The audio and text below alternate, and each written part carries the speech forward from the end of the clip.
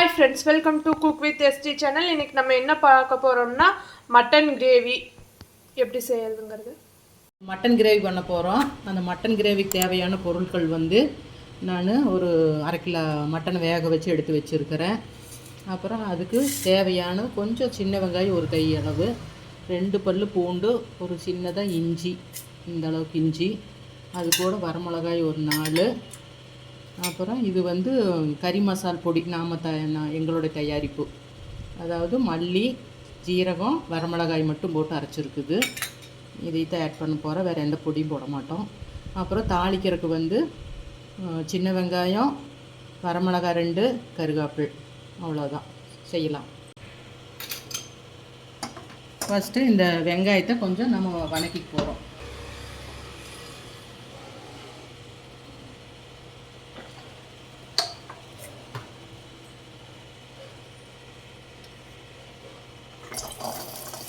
இது நல்லா வணங்கணும்.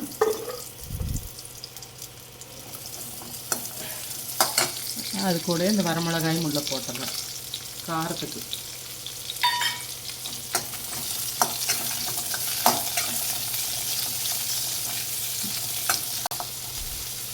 அடுத்து நல்லா வணங்கணும் சின்ன வெங்காயம்.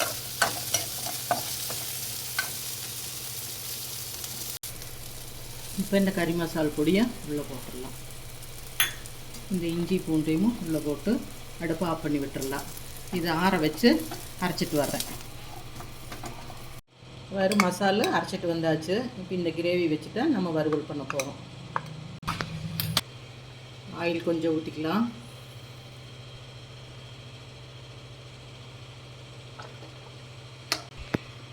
அடுத்தது கடுகு,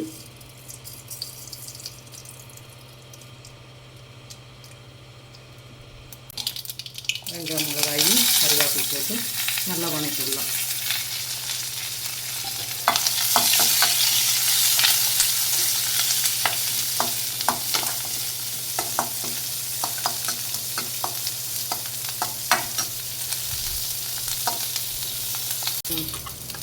இந்த மசாலா இந்த வெங்காயத்தோடையும் ஊற்றி இது நல்லா வதக்கிடலாம்.